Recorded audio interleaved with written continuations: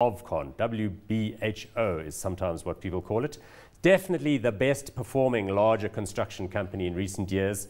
Its market cap, unlike the others, which has been falling down to 10 billion, has actually been rising up to that level. Sits, I think, today at around 9.5.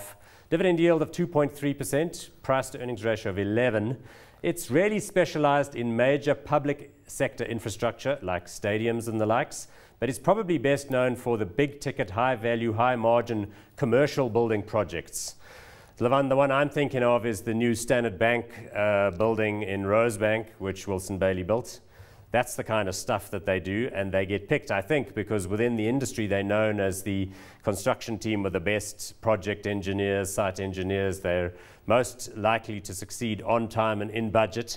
And like I say, you wouldn't really know it here, but certainly at this level, 150 rands a share or thereabouts, it's probably done the best by far out of the last 5 years. Huh?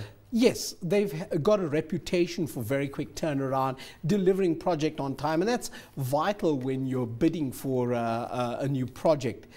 Very interesting to note that these big projects also come with the labor problems. Some of the issues that we mentioned with the other contractors, like Murray and Roberts, certainly affects them. Interesting to note some of the stats that I picked up yesterday with Elliot at their presentation. Yep. The number of new plans being passed in South Africa is not moving at the right pace. So government seems to be holding back. And when you're working on big projects, if you are contracting to finish on time, you need some help from government. So unfortunately, a lot of these projects seem to stumble along because of plans being passed and other government issues. I see from my notes here, 311 million rand fine.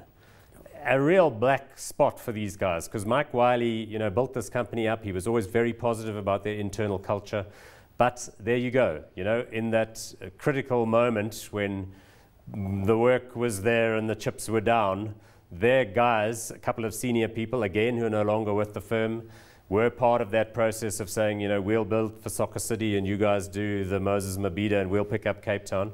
So, I mean, a real concern, but you reckon they can put it behind them? I think it's a major concern. I'm sure they can put it behind them. We were speaking off air just now, and I mentioned a few years ago when you looked at these companies, there were probably 20 of them, and now they've just colluded, and you've got 5 big, strong, consolidated, 5 strong construction companies. Yeah. But between these 5 giants, they've been able to carve up all of the big projects.